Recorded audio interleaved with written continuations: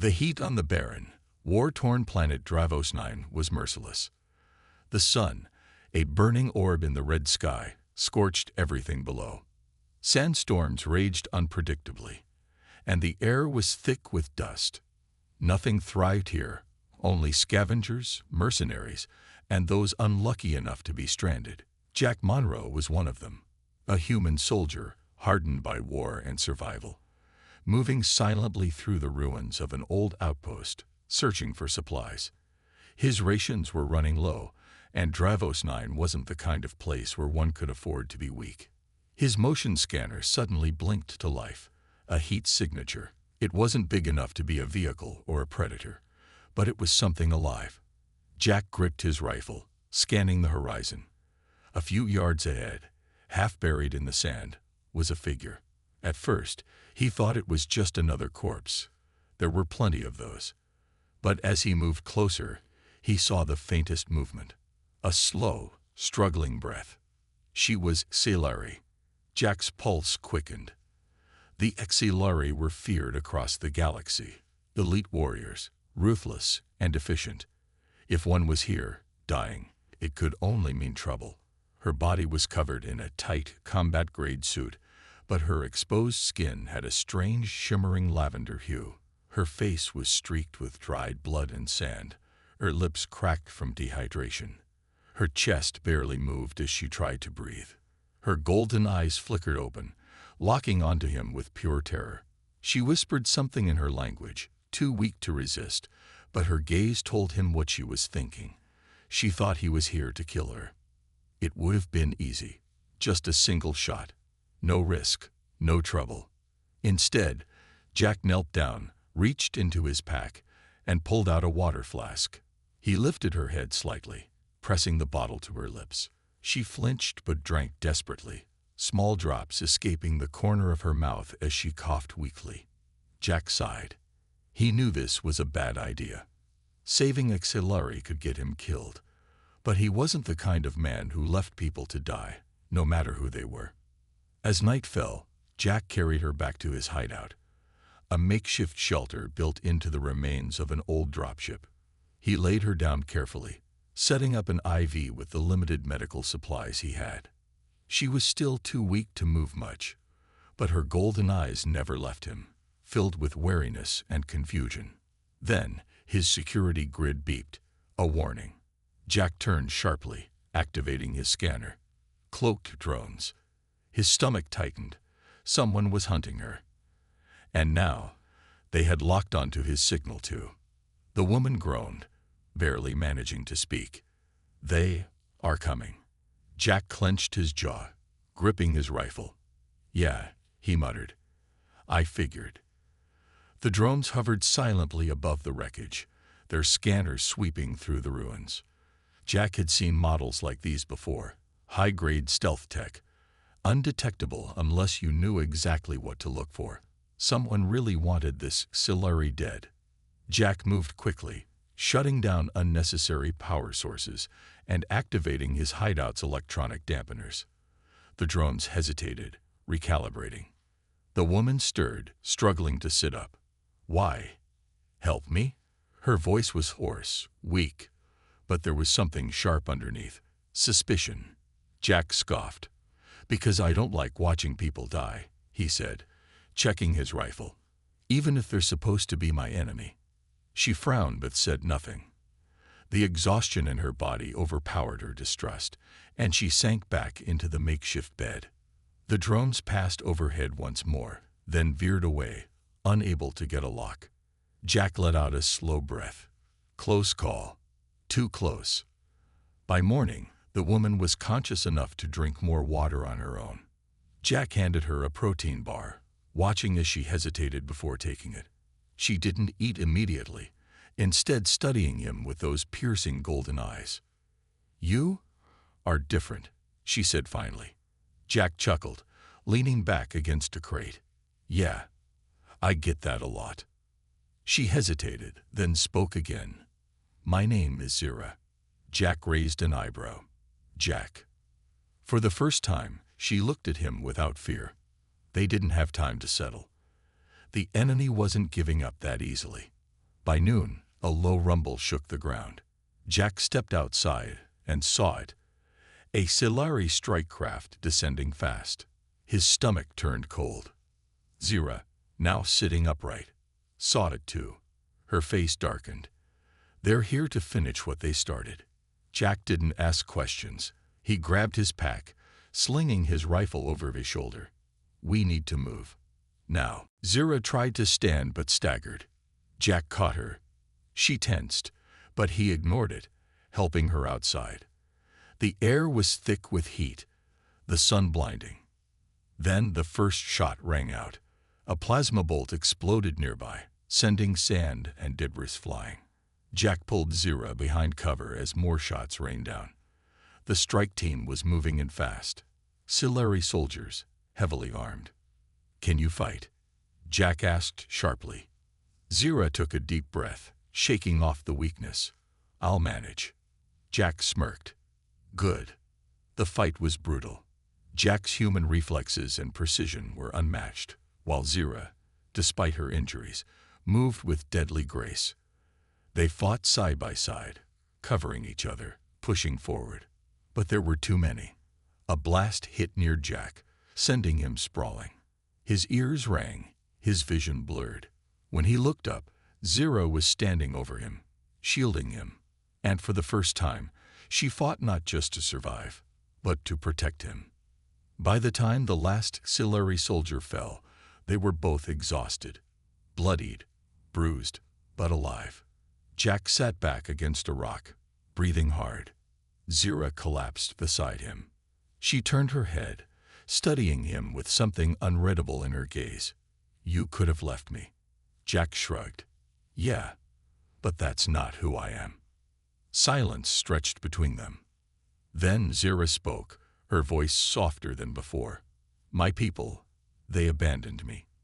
Because I know something they don't want getting out. Jack glanced at her. What is it? She hesitated, then said, a war is coming. A war to wipe out humanity. Jack felt a chill run through him. Zira turned to face him fully, and for the first time, there was something like desperation in her voice. I need to get to your people. They won't believe me, but I have proof. We don't have much time. Jack exhaled sharply, his mind racing. This just got a whole lot bigger than survival. He met her gaze. Then let's not waste it. Together, they pushed forward. Two enemies turned allies, racing against time. The fate of humanity depended on it. Zira slowly regained her strength in Jack's makeshift hideout, though she remained wary of him. Every movement she made was tense, her golden eyes tracking him like a predator waiting for the trap to spring. Despite being weak and injured, there was a fierceness in her, a readiness to fight at any moment. Jack couldn't blame her. If their positions were reversed, he wouldn't trust an alien either. But trust wasn't what they needed right now. Survival was. The small, dimly lit shelter was built into the remains of a crashed human dropship, half buried in sand, reinforced with scavenged metal and electronic dampeners. It wasn't much, but it kept them hidden from the relentless heat and the drones patrolling above. Jack busied himself with repairs, checking the power cells and weapons. He could feel Zira's eyes on him the entire time. You are helping me, she said finally, her voice rough but steady. Why? Jack didn't look up. Because you were dying, he said simply, tightening a bolt on his rifle. Didn't sit right with me to leave you like that. She didn't respond right away, and when she did, her words were cautious. Humans are not known for mercy. Jack snorted. Guess you haven't met the right ones. Silence stretched between them again. Zira shifted on the makeshift cot, wincing slightly, and Jack watched her out of the corner of his eye. Her lavender-hued skin was still pale, and though the water and nutrients were helping, she was far from recovered. But the tension in her body hadn't eased. She was still waiting for the knife in the back. You're pretty far from home, Jack said after a while. What happened to you? For a moment, she said nothing. Then her voice softened. My own people left me to die. That got his attention. He turned to face her fully. Why? Before she could answer, the hideout's security grid blared. The low-pitched warning sent a jolt of adrenaline through Jack, and he was on his feet in an instant. Zira tensed, her hand drifting toward the sidearm Jack had left nearby. "Stay here," he ordered, moving to the scanner. The screen flickered to life, showing incoming heat signatures, fast-moving and closing in. His stomach dropped when he recognized the pattern. "Airstrike," he muttered. The first explosion hit seconds later. The ground shook violently, and dust rained down from the ceiling as the concussive force rocked the shelter. Jack grabbed his pack and his rifle, turning to Zira. "We're leaving. Now."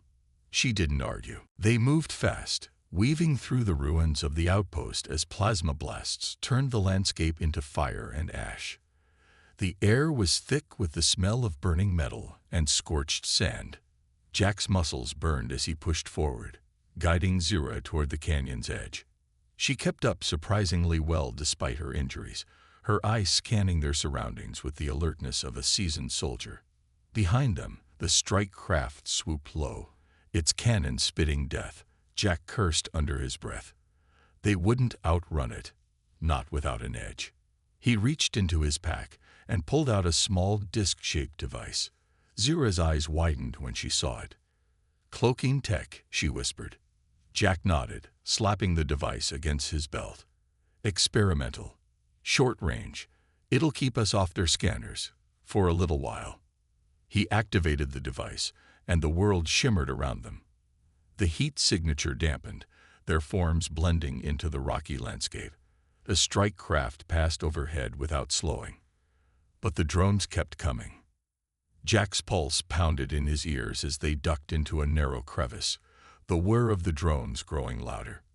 Zira's breathing was ragged, but she stayed quiet, her eyes fixed on the sky. "They're not after me," Jack said grimly, watching the drone circle. "They're after you." Zira's jaw tightened. "I told you. My people want me dead." "Why?" Jack pressed. Before she could answer, the canyon erupted. The explosion knocked them both off their feet, and Jack hit the ground hard, the impact driving the air from his lungs. He rolled, coughing, his vision swimming. Through the haze, he saw figures approaching.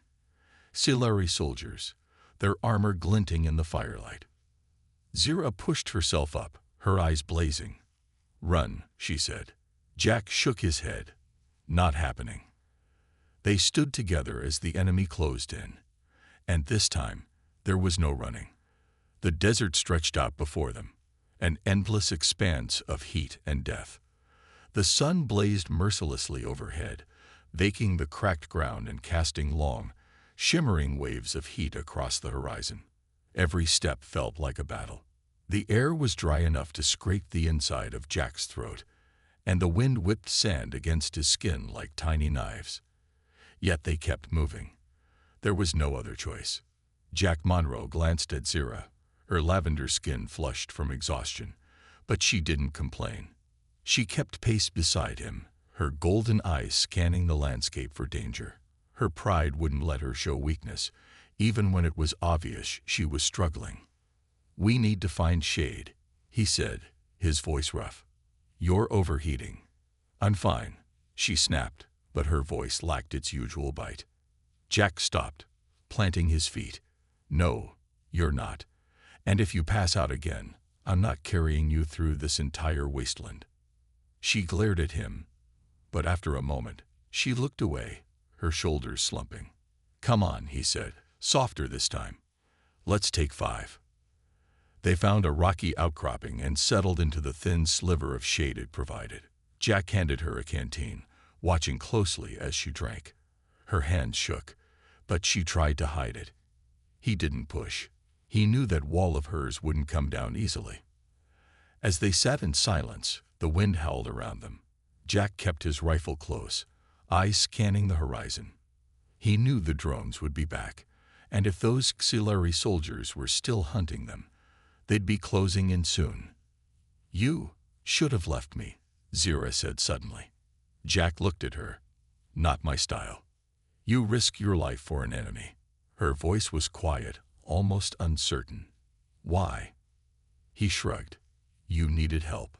I couldn't just walk away. She stared at him like she didn't know what to make of him. Humans are supposed to be savage. Selfish, that's what we were told. Guess you've been told a lot of lies. Silence stretched between them. Then she asked, why are you even here? This planet. It's death. Jack's expression hardened. My squad was stationed here when the Xilari attacked. Most of them didn't make it. His voice tightened, and he swallowed down the lump in his throat. I've been fighting to stay alive ever since. For the first time, her eyes softened. I'm sorry, she said, the words clearly unfamiliar on her tongue. He nodded, accepting the sentiment. But there was no time for grief out here. He pushed to his feet, offering her a hand. Come on. We've got miles to cover before nightfall. But Xilari had never been one to hide. Grabbing a fallen mercenary's weapon, she rose and fired. Her shot struck true, one drone spiraling to the ground in flames. Dax glanced at her, surprise flickering across his face before returning to focus. More enemies poured in. Alien mercenaries loyal to the Empire, their armor gleaming in the sun. The battle turned brutal and fast, close quarters combat breaking out among the ruins. Xilari found herself back-to-back with Dax, their movements in perfect sync. She slashed with her blade as he fired, their enemies falling around them. When the last mercenary lay still, silence returned. Xilari was breathing hard, her muscles screaming with exertion. Dax wiped sweat from his brow, his eyes meeting hers. Not bad, he admitted, for a princess. She glared at him, but there was no real heat behind it. They had fought well together, and some part of her hated how right it had felt. They found shelter in the wreckage of a downed transport ship as night fell. The air grew cold, and Xilari shivered despite herself. She refused to show weakness, sitting a short distance from the fire Dax had built. Why didn't you leave me back there? She asked suddenly, breaking the silence. He didn't look up from cleaning his weapon. Because I don't leave people behind. It was a simple answer, but it left her unsettled. The Empire had taught her that humans were savages, brutal, and selfish. But Dax kept proving those lessons wrong. The next day, the fighting resumed. Another ambush, this time more coordinated. They were forced into the belly of the wrecked ship, the tight corridors turning the battle into a deadly maze. Blades flashed and bullets flew, and in the chaos, Xilari felt pain explode through her side. She staggered, her vision swimming. Blood soaked her tunic, and she collapsed against the wall, expecting this to be the end. But then Dax was there, his arms strong as they pulled her to safety. Stay with me, he ordered, his voice rough but steady. She expected him to leave her behind once they reached a safe room, but instead, he knelt beside her, tearing a strip of fabric from his own shirt to bandage her wound. His hands were surprisingly gentle, his touch careful despite the urgency. Why? Why are you helping me? She whispered, pain making her voice weak. He didn't answer right away. When he did, his words were quiet. Because you're not my enemy. The line between them blurred after that. As they traveled, she began to see the humans not as the Empire had painted them, but as they truly were, fierce, resourceful survivors fighting against impossible odds. And Dax, he was their leader not because of his strength, but because of his heart. One evening, as they rested in a hidden cave, she found herself sitting closer to him than usual. The firelight cast shadows on his face, highlighting the scars and the weariness in his eyes. You fight for them, she said softly. But what do you fight for? He was silent for a long time. For a future where my people don't have to live in fear, where we're not hunted, enslaved, or wiped out. That's why I keep fighting. Something shifted between them that night, a fragile understanding, a bond forged in blood and fire. But trust was a dangerous thing. The truth came when she least expected it. They had found an old resistance hideout, and while Dax was scouting the area, she stumbled upon a communicator. The message it played chilled her to the bone. Hunter, the Resistance needs that intel. The princess is our best chance. Get her to trust you, and we can finally take the Empire down from the inside. Her stomach twisted. All his kindness, his protection, it had been a lie. She was just a tool, a means to an end. When he returned, she confronted him, her eyes blazing with betrayal. Was any of it real? She demanded. Or was I just your mission? He didn't deny it, but there was something in his face, regret, pain, that made her hesitate. It started as a mission, he admitted, but it stopped being one a long time ago. Before she could respond, the ground shook with the impact of approaching ships. The Empire had found them. The fight was brutal and desperate. They were outnumbered, outgunned, and surrounded. But even as the enemy closed in, Dax fought to protect her. And when they were finally captured, it was his defiance that kept her hope alive. In the cold confines of their prison cell, she looked at him through the dim light. "You lied to me," she said quietly. "I did," he agreed. "But I never lied about how much I care." And despite everything, she believed him. The rebel base was nothing like Celira had expected. It wasn't the dark, savage hideout she'd been taught to imagine. No, it was far more organized and determined. Every human there carried the weight of survival on their shoulders, their eyes filled with defiance. Yet those same eyes turned cold and suspicious whenever they landed on her. They didn't trust her. And why would they? She was the daughter of the Emperor who had ordered their worlds burned and their families slaughtered. She was a symbol of everything they hated. Dax's people watched her like a predator waiting for the first sign of weakness. Conversations stopped when she entered a room, and whispers followed her footsteps. It didn't matter that she'd fought alongside them or bled on the same battlefield. They saw only an enemy. But Celira wasn't here for their approval. At least, that's what she told herself. One night, while wandering the dim corridors of the underground stronghold, she stumbled upon a heated argument. She paused just out of sight, her sharp hearing picking up every word. "They're moving faster than we thought," a woman's voice said. "The extermination fleet will reach the colonies in days.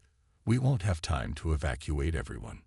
"We don't need to evacuate," another voice, gruff and angry, cut in. "We need to hit them first, take out their command ships before they can deploy the AI drones." Celira's blood ran cold. Extermination fleet, AI drones. The Empire had always spoken of humans as a nuisance to be managed. But this was genocide. "They'll never see us coming," the woman continued. "But we'll need every soldier we have." "Not every soldier," the man said bitterly. "We've got a traitor in our midst. You think we don't know she's been listening, waiting for a chance to run back to her father?" Celira's fists clenched. She knew they meant her. And worse, she didn't know if they were wrong. That night, sleep refused to come. She lay on the makeshift bed in Dax's quarters, staring at the ceiling. The choice tore at her. If she went back to the Empire and revealed what she'd heard, her father might welcome her home. She could reclaim her title, her life. But if she stayed, she would be an enemy of her own people forever. The door creaked open, and Dax entered, his face worn with exhaustion. He said nothing as he sat on the edge of the bed, his shoulders slumped. "You heard them," she said softly. It wasn't a question. He nodded. "They're scared. They have every right to be." "And you?" she asked. "Do you trust me?" He looked at her then, his dark eyes searching hers. "I want to." It wasn't the answer she'd hoped for, but it was the truth, and that mattered more. The attack came at dawn. The Empire's enforcers struck without warning, their black-armored soldiers flooding the base. Sirens wailed, and the ground shook with explosions. Celira grabbed a weapon and followed Dax into the chaos, their steps perfectly in sync. But the fight didn't last long. A squad of enforcers cornered them near the hangar, their weapons raised. Celira fought with everything she had, but it wasn't enough. A stun blast hit her square in the chest, and darkness claimed her. When she woke, cold metal pressed against her skin. The prison ship was sterile and silent, the air thick with the hum of machinery. Shackles bound her wrists, and the walls closed in around her. No one would come for her. Except someone did.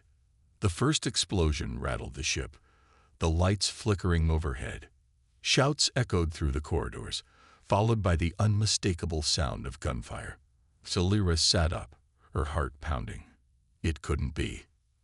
The door to her cell blew inward, and there he was. Dax stood in the smoke-filled doorway, his weapon still raised, his face a mask of fury and determination. "You came," she whispered, disbelief and something warmer flooding through her. "Of course I did," he said, striding toward her. "You think I'm going to let them take you?" He broke the shackles with a well-placed shot, then pulled her to her feet. The ship rocked beneath them as they ran, their footsteps pounding against the floor. Enforcers closed in from all sides, but Dax was unstoppable. He fought like a man possessed, cutting down their enemies with brutal efficiency. At one point, Celira stumbled, her injuries slowing her down. Dax was there in an instant, his arm wrapping around her waist to keep her upright. "I'm slowing you down," she gasped. "Leave me." "Not a chance," he growled. "We leave together, or not at all." They reached the hangar just as a squad of soldiers closed in. Celira's breath caught. There were too many. They'd never make it to the ship. But Dax didn't hesitate. He pushed her behind cover, his eyes fierce. "Stay down." "No." She grabbed his arm. "You can't." "I can." His voice softened. "But I won't leave you." The battle was a blur of noise and blood.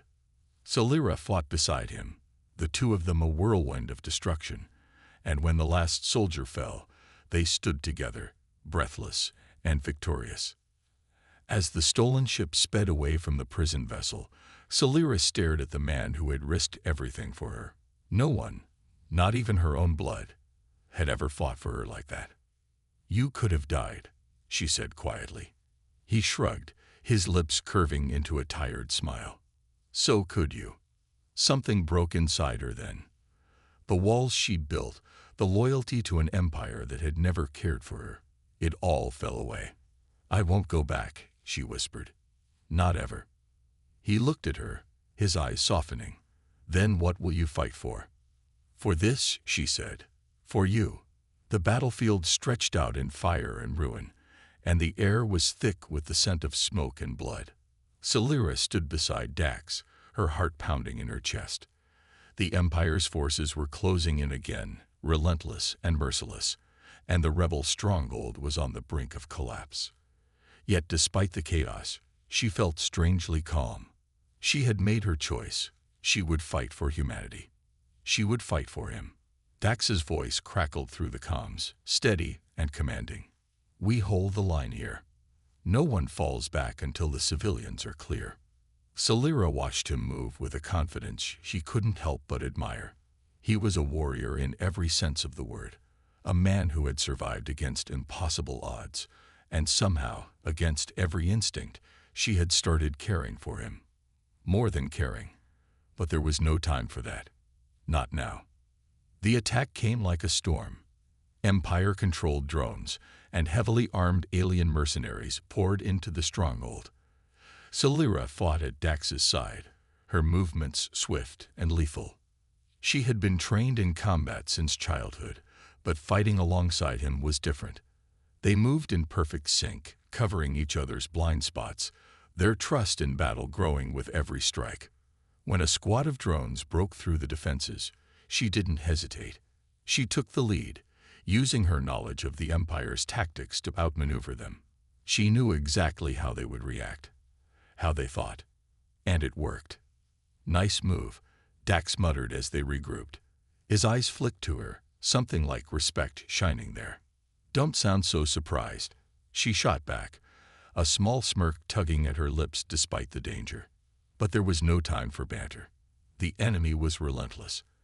As they pushed forward, clearing a path for the retreating civilians, Celira caught glimpses of the destruction the Empire had brought. Families huddled in fear, children crying, homes reduced to ash. It fueled her rage and her resolve. And then the sky opened up. The first orbital strike hit with the force of a falling star, sending shockwaves through the ground. The stronghold erupted in fire and debris. Salira's ears rang from the blast, and for a terrifying moment, she couldn't tell if she was still alive. When she pushed herself up, coughing against the dust, her heart stopped. Dax was gone. She searched frantically, her vision swimming. And then she saw him, pinned beneath a collapsed support beam, his face pale and streaked with blood. Civilians were still trying to flee around him, but he had been protecting them when the strike hit. "No," she whispered, the word breaking as she ran to him. He was still breathing, but barely. She strained against the weight of the beam, her muscles burning. When it finally shifted, she dragged him out, her hands trembling. "Dax," she whispered urgently, cradling his face. "Stay with me, please." For hours, she paced outside the medical chamber, her mind a whirlwind of fear and regret. Every time the door opened, she held her breath. And every time, the news was the same. "He's critical. We're doing everything we can." But it wasn't enough. Desperation drove her to the Council of Healers, their wisdom and advanced technology, the most powerful in the Empire. "There must be something," she demanded. "He saved my life. Now you'll save his." "There is one option," one of them admitted reluctantly. "Experimental, dangerous, but if we do nothing, he will not survive the night." "Do it," she said without hesitation. The hours stretched on endlessly. Elvira never left the medical wing, never let go of the hope that somehow Ethan would pull through. She couldn't imagine a life without him, the human who had risked everything for her, who had fought by her side and taught her what strength and love truly meant. Finally, when she thought the waiting might break her entirely, the door opened. "He's stable," the healer said. "He's asking for you." Elvira didn't wait. She rushed inside, her heart pounding. And there he was, pale and weak, but alive. His eyes opened slowly, and when they met hers, a faint, familiar smile curved his lips. "Hey, princess," he whispered, his voice rough. The sound of it broke something inside her. Tears spilled down her cheeks as she knelt beside the bed, taking his hand in hers. "You idiot," she whispered, her voice trembling. "You scared me." "Sorry," he murmured. "Guess I'm not so easy to kill after all." She laughed, even as the tears kept falling. "You never were." His fingers brushed against her cheek, wiping away a tear. "You okay?" he asked softly. "I am now," she whispered. For a long moment, they just looked at each other. The war was over, the danger past, but the bond they had forged in fire and blood remained, and in that quiet, there was something stronger than any words. I don't want to leave you," Ethan said finally, "but I don't belong here." "You belong with me," she said fiercely, "and I'll never let you go." He smiled, a tired, soft smile that still made her heart skip. Good. In the days that followed, the Empire began to rebuild. But Elvira stayed by Ethan's side, refusing to leave him until he was strong enough to stand. And when he finally did, the two of them stood together, a symbol of unity and hope for a future that they would build together. Peace had been restored, but their journey was just beginning. And no matter what lay ahead, Elvira knew one thing for certain. With Ethan by her side, there was nothing they couldn't face. The firelight danced across her face, and for a long moment, she didn't speak. Then, without a word, she leaned in, her lips brushing against his in a kiss that spoke of every unspoken feeling between them. It was soft at first, then desperate, a need for comfort, for connection after so much loss and pain. When they pulled apart, her eyes searched his. "I choose you, Jack." But peace was still far off. The Xethrans launched one final attack, a desperate, last-ditch effort to reclaim their hold. The human encampment turned into a battlefield once more. Jack and Alara fought side by side, just as they always had. They moved like a single force, covering each other's backs, protecting one another. In the end, the humans held strong. The Xethrans were broken, their forces scattered. Victory was theirs. But even in victory, the scars remained. Bonner's absence was a hole that couldn't be filled. The losses they suffered weighed heavy. But there was hope, a chance to rebuild, to forge something new from the ashes. When the offer came for Elara to reclaim her throne, she refused. The decision shocked many, but her words left no room for doubt. My people need more than a figurehead. They need peace, and I will find it, but not from a throne. Jack stood beside her, his hand clasping hers. Together, they walked away from the politics and the power struggles, choosing instead a life built on their own terms. In the end, the battlefield where they first stood together became a symbol, not just of war, but of what they fought for: freedom, love, and a future worth fighting for. As they stood there, looking out over the war-torn landscape, Jack felt something he hadn't in a long time: hope. And with Elara by his side, he knew they could face whatever came next, together, undefeated and free.